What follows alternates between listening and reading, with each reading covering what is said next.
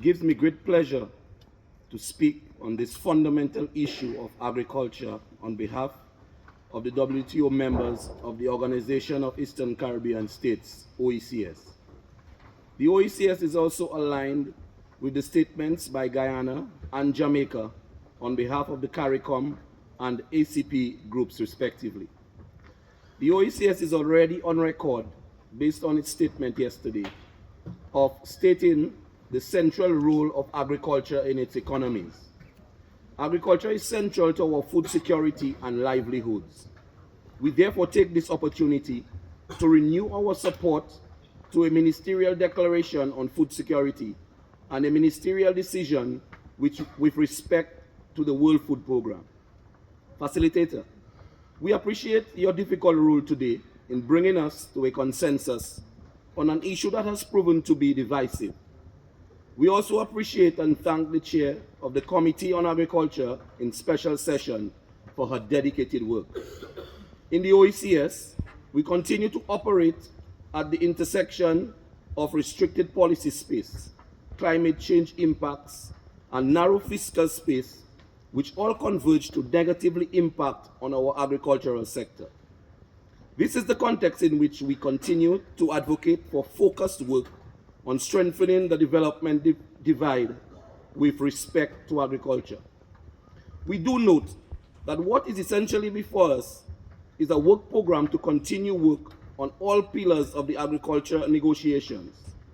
It would have been ideal to have more meaningful and concrete outcomes at MC12. Nonetheless, the OECS stands ready to engage in a constructive spirit.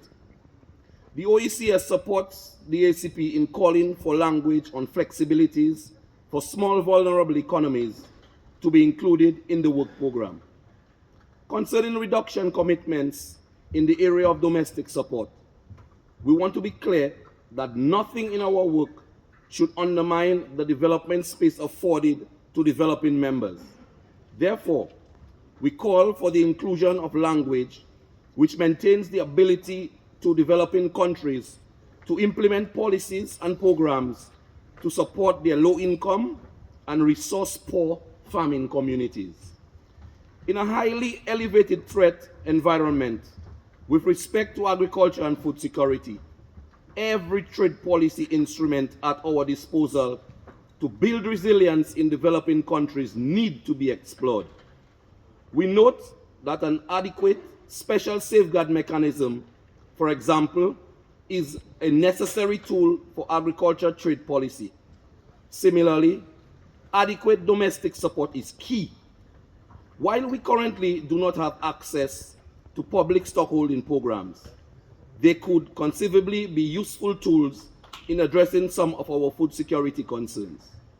There are also systemic benefits regarding enhanced transparency, mindful, of course, of the need to strengthen the capacity of developing and least developed countries.